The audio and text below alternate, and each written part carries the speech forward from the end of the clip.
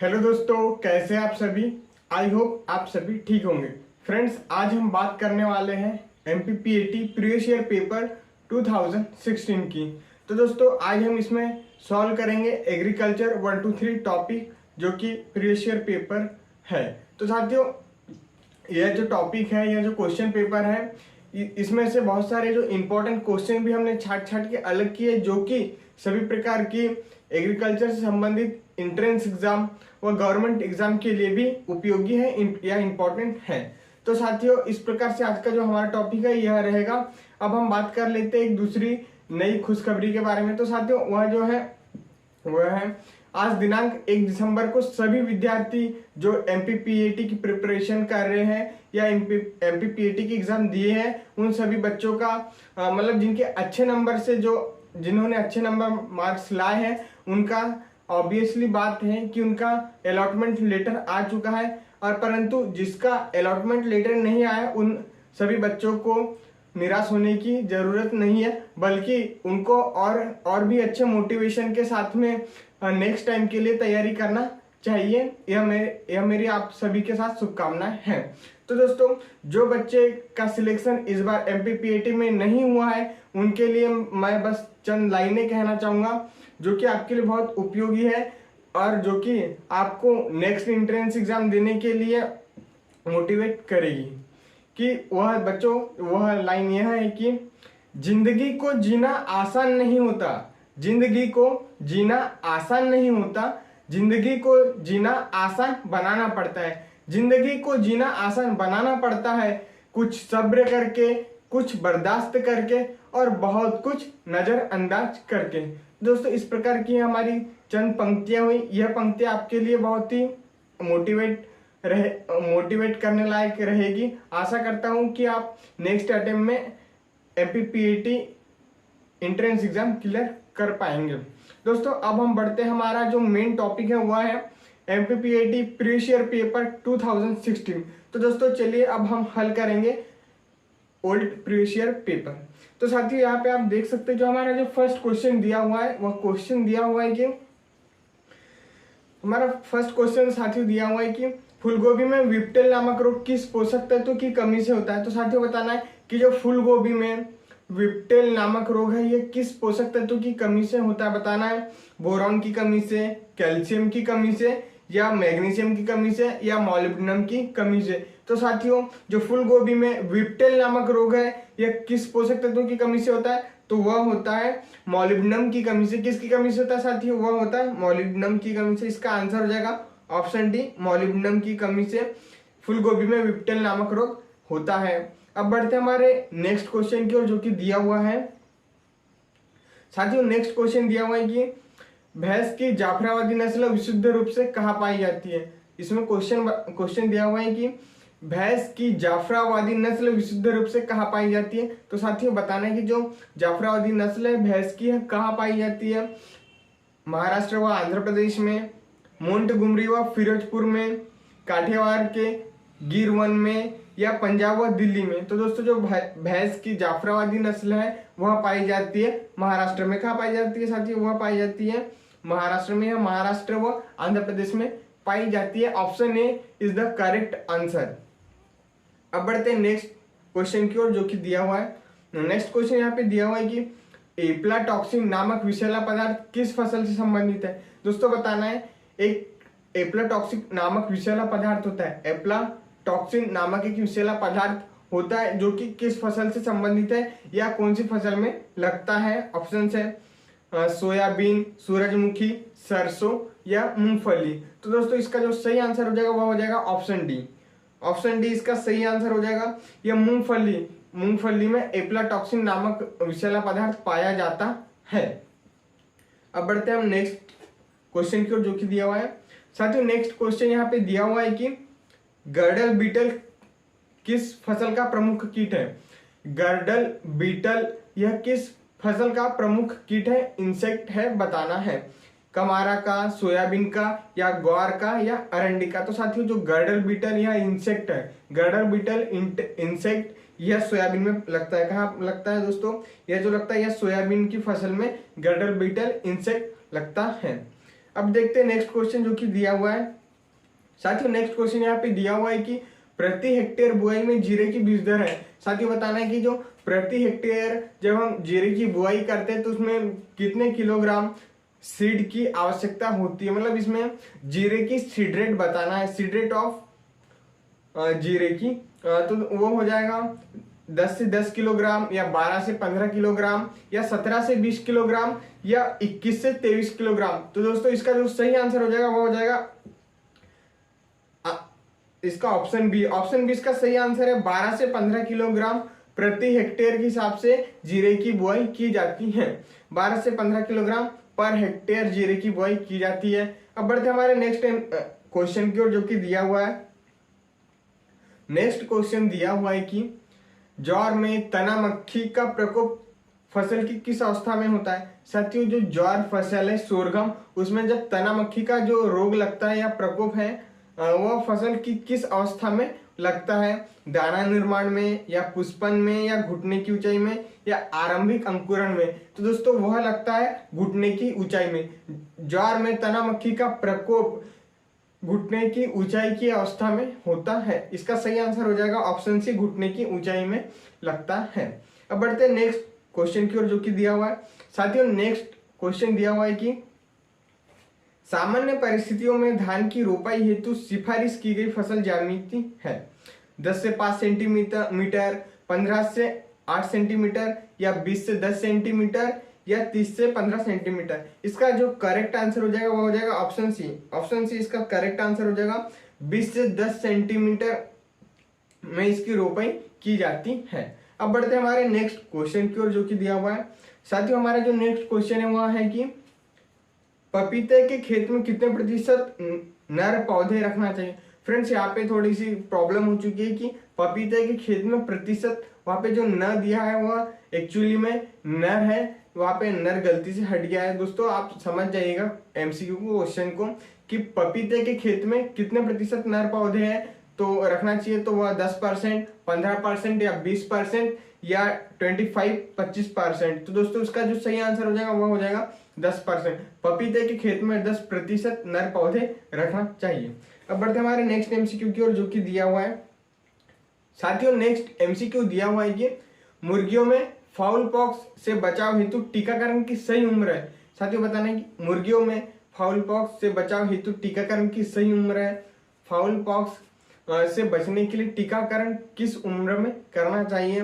12 से 14 सप्ताह, 8 से 10 सप्ताह, 4 से 6 सप्ताह या 2 से 4 सप्ताह। तो इसका जो करेक्ट आंसर हो जाएगा वो हो जाएगा ऑप्शन डी, 2 से 4 सप्ताह। 2 से 4 सप्ताह में इसका टीकाकरण कर देना चाहिए। अब बढ़ते हमारे नेक्स्ट एमसीक्यू की ओर जो कि दिया हुआ है। नेक्स्ट एमसीक्यू दिया हुआ है कि पशुओं में एंथ्रेक्स रोग का लक्षण है। साथियों बताना है कि जो पशु है पशुओं में एंथ्रेक्स रोग का जो लक्षण है वो बताना है। खांसी है, गर्भपात या आकस्मिक मृत्यु या लार श्रवण। तो दोस्तों इसका जो सही आंसर हो जाएगा वह हो जाएगा आकस्मिक मृत्यु। पशुओं में एंथ्रेक्स रोग का लक्षण है आकस्मिक मृत्यु।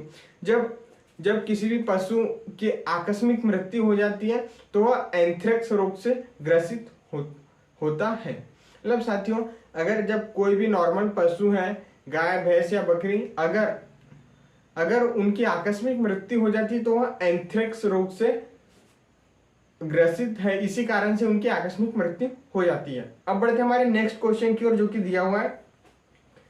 गाय में क्रोमोत्तेजना काल कितने घंटे तक रहता है। गाय में क्रोमोत्तेजना काल कितने घंटे तक रहता है बताना है। 8 से 8 घंटे, 10 से 12 घंटे या 12 से 24 घंटे या 36 से 48 घंटे। तो दोस्तों इसका सही आंसर हो जाएगा ऑप्शन सी। ऑप्शन सी 12 से 24 घंटे इसका सही आंसर हो जाएगा। अब बढ़ते नेक्स्ट क्वेश्चन की ओर जो कि दिया हुआ है कि पानी द्वारा मृदा क्षरण की पहली अवस्था है। साथियों बताना है कि पानी के द्वारा मृदा क्षरण की जो पहली अवस्था है, मतलब क्वेश्चन को समझिए। पानी के द्वारा जब मृदा का कटाव होता है, पानी के द्वारा जब मृदा का कटाव होता है तो सबसे पहले कौन सी अवस्था में मृदा कटाव होता है। पतली नालियां बनना, गहरी नालियां बनना या परत का बहना या पानी की धारा के किनारों का बहना। तो साथियों क्वेश्चन आप समझ चुके हैं। आशा करता हूँ कि आप क्वेश्चन को अच्छे से समझ चुके होंगे। क्वेश्चन बोला है पानी द्वारा मृदा का क्षरण पहली अवस्था में होता है, तो इसका सही आंसर होता है परत का बहना। ऑप्शन सी परत का बहना इसका सही आंसर है, क्योंकि दोस्तों जब भी आपके आसपास वर्षा होती है तो जब पानी का बहाव होता है तो आप नोटिस करना कि सबसे पहले मृदा की ऊपरी सतह, ऊपरी परत ही थोड़ी थोड़ी करके बहने लगती हैं। अब बढ़ते हैं हम हमारे नेक्स्ट क्वेश्चन की ओर, जो कि दिया हुआ है।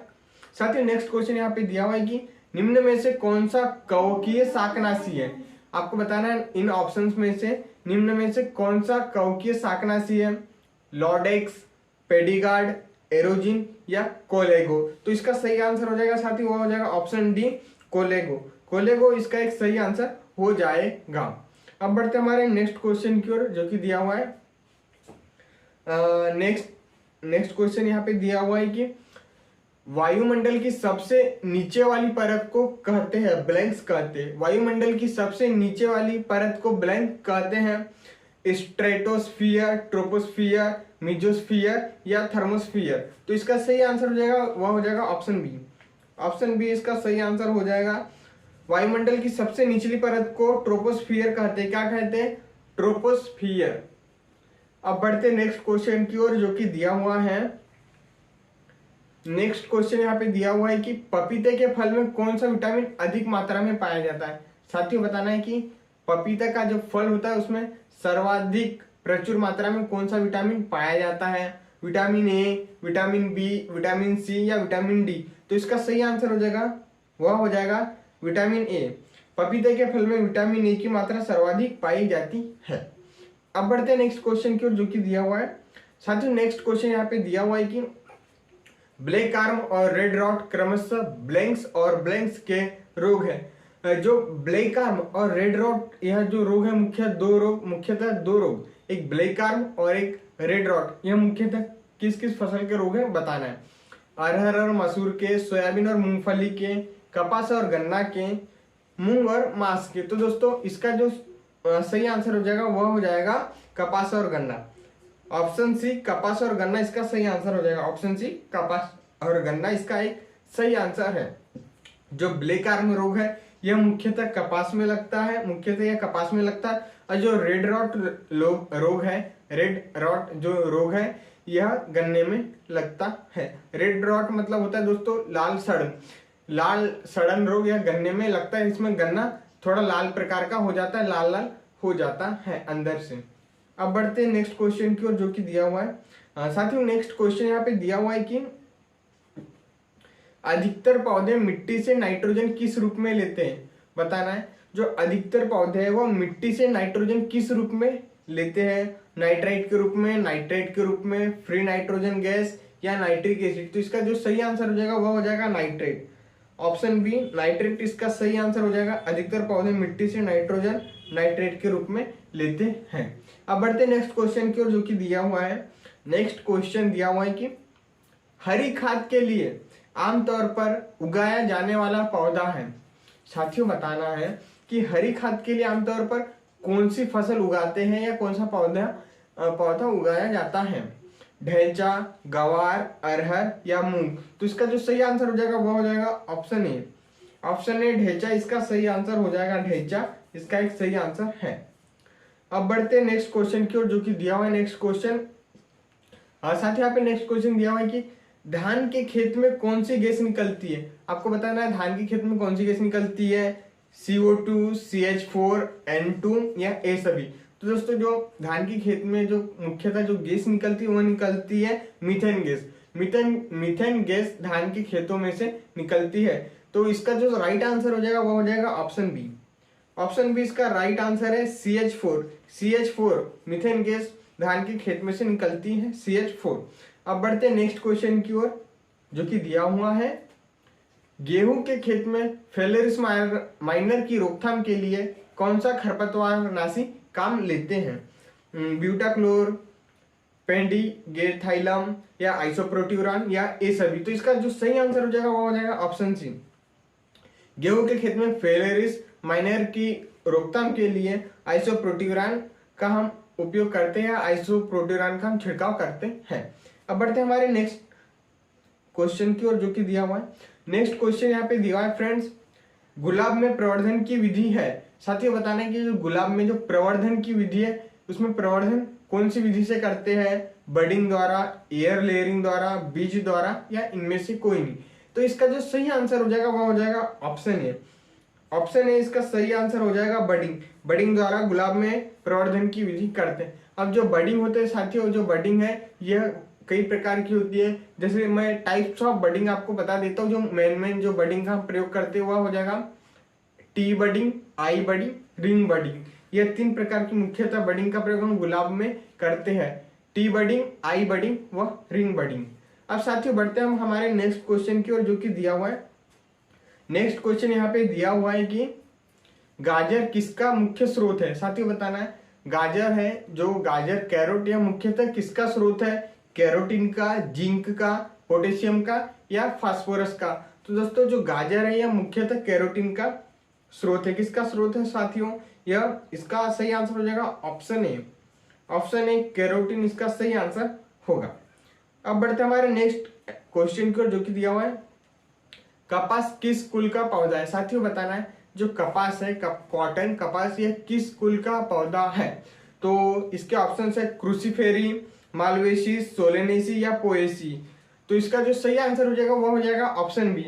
ऑप्शन बी मालवेसी। जो कपास है फ्रेंड्स वह मालवेसी कुल का पौधा है। किसका, कपास यह एक मालवेसी कुल का पौधा है जिसका बॉटनिकल नेम होता है गोसिपियम हिरसुटम। यह अमेरिकन कपास का बॉटनिकल नेम है गोसिपियम हिरसुटम। अब दोस्तों जो कपास है, अब इसमें से और एक क्वेश्चन बनता है कि कपास का सर्वाधिक उत्पादन किस राज्य में होता है। तो साथियों जो कपास है इसका सर्वाधिक उत्पादन महाराष्ट्र एमएच में होता है। क्यों, क्योंकि वहाँ की जो मृदा है वह काली मृदा होती है, ब्लैक सॉइल में कॉटन का जो प्रोडक्शन है वह अधिक होता है। तो उसके लिए मतलब जो ब्लैक सॉइल है यह उपयुक्त मानी जाती है। अब बढ़ते हैं हमारे नेक्स्ट क्वेश्चन की ओर, जो कि दिया हुआ है। साथियों नेक्स्ट क्वेश्चन यहाँ पे दिया हुआ है कि गाय की गर्भधारण अवधि कितने दिनों की होती है। बताना है जो गाय की जो गर्भधारण अवधि है वो कितने दिनों की होती है, 181 दिन, 281 दिन या 381 दिन या 500 दिन। तो साथियों इसका जो सही आंसर हो जाएगा वह हो जाएगा ऑप्शन बी। ऑप्शन बी इसका सही आंसर हो जाएगा 281 दिन गाय की गर्भधारण अवधि होती है। अब दोस्तों यहाँ पे अगर एमपीपीएटी के पेपर में थोड़ा क्वेश्चन को घुमा देता है, जो ऑप्शंस रहते हैं उनको थोड़ा कंफ्यूज में डाल देता है। जैसे कि यहाँ पे इसका जो राइट आंसर है वो दिया हुआ है कि 281 दिन। पेपर में हो सकता है 280 दिन भी दे दे या 282 दिन। अगर वहाँ पे 281 दिन नहीं रहा और 280 या 282 दिन रहा तो आप उस पर भी टिक कर सकते हैं। तो आपका जो आंसर है वह करेक्ट कहलाएगा। अब बढ़ते हमारे नेक्स्ट क्वेश्चन की ओर, जो कि दिया हुआ है। साथियों नेक्स्ट क्वेश्चन दिया हुआ है कि खुरपका मुंहपका रोग का कारण है। जो खुरपका मुंहपका जो रोग है यह किस कारण से होता है, जीवाणुओं के द्वारा, विषाणु के द्वारा, कवक के द्वारा या प्रोटोजोआ के द्वारा। तो दोस्तों जो खुरपका मुंहपका रोग है यह मुख्यतः विषाणु के द्वारा होता है। इसका सही आंसर हो जाएगा ऑप्शन बी। ऑप्शन बी विषाणु के द्वारा खुरपका मुंहपका रोग पशुओं में होता है। अब बढ़ते हैं नेक्स्ट क्वेश्चन की ओर, जो कि दिया हुआ है। नेक्स्ट क्वेश्चन दिया हुआ है कि आम का खाया जाने वाला भाग कौन सा है। साथियों बताना है जो आम है मैंगो का खाया जाने वाला भाग कौन सा है, बाह्य फल भित्ति, अंत फल भित्ति, मध्य फल भित्ति या ये सभी। तो दोस्तों जो आम होता है, आम का खाया जाने वाला भाग होता है वह कहलाता है मध्य फल भित्ति। इसका सही आंसर हो जाएगा ऑप्शन सी मध्य फल भित्ति। मध्य फल भित्ति इसका सही आंसर हो जाएगा।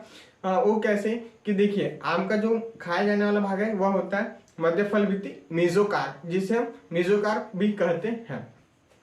जैसे एक आम है, आम के सबसे जो बाहरी आवरण होता है वह होता है थोड़ा येलो या ग्रीन कलर का होता है, या फिर उसके अंदर में थोड़ा मांस होता है जो व्हाइट कलर का पाया जाता है। वह उसके सबसे अंदर में पाया जाता है सीड, बीज, जिसे हम बीज कहते हैं, सीड। और जो सबसे अंदर में पाया जाता है मतलब अंदर में सबसे पहले पाया जाता है बीज, उसके बाद में थोड़ा सा मांस पाया जाता है और उसकी जो बाहरी आवरण होती है, बाहरी आवरण पीले कलर का या ग्रीन कलर का होता है। तो उसके अंदर का जो मांस होता है व्हाइट वाला, हम सभी वही खाते हैं। तो इसलिए उसका जो खाया जाने वाला भाग है वह मध्य फल भित्ति कहलाता है। तो आप समझ सकते हैं कि जो आम है उसका जो खाया जाने वाला भाग है उसे मेसोकार्प कहते हैं या मध्य फल भित्ति कहलाता है। अब बढ़ते हैं हमारे नेक्स्ट टॉपिक की ओर, जो कि नेक्स्ट क्वेश्चन जो कि दिया हुआ है कि अमरूद के फलों में सर्वाधिक मात्रा में कौन सा विटामिन पाया जाता है। साथियों बताना है जो अमरूद है, अमरूद के फल में सबसे ज्यादा कौन सा विटामिन पाया जाता है। अमरूद मतलब हमारी जो लोकल लैंग्वेज है उसमें हम उसे जाम भी कहते हैं, जाम, गुआवा, अमरूद। तो उसमें कौन सा विटामिन पाया जाता है, vitamin A, vitamin B, vitamin C या विटामिन के। तो इसका सही आंसर हो जाएगा, वो हो जाएगा विटामिन सी। साथियों इसका सही आंसर हो जाएगा विटामिन सी। अमरूद में विटामिन सी प्रचुर मात्रा में पाया जाता है। अब बढ़ते हमारे नेक्स्ट एमसीक्यू की ओर, जो कि दिया हुआ है नेक्स्ट क्वेश्चन यहाँ पे दिया हुआ है कि अखरोट में वसा का प्रतिशत होता है। बताना है अखरोट में कितने परसेंट तक वसा पाई जाती है। 69.8%, 64.4% या 50.0% या 10.5%। इसका जो सही आंसर हो जाएगा वो हो जाएगा ऑप्शन बी। ऑप्शन बी 64.4% इसका सही आंसर हो जाएगा। अखरोट में 64% तक वसा पाई जाती है। कितने परसेंट? अखरोट में 64% तक की वसा पाई जाती है।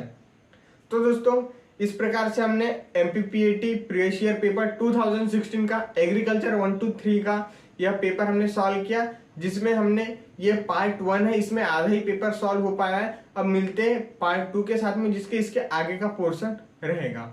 ओके दोस्तों, अगर आपको यह वीडियो अच्छा लगा हो तो वीडियो को अधिक से अधिक शेयर कीजिएगा और लाइक कीजिएगा, चैनल को सब्सक्राइब कीजिएगा। थैंक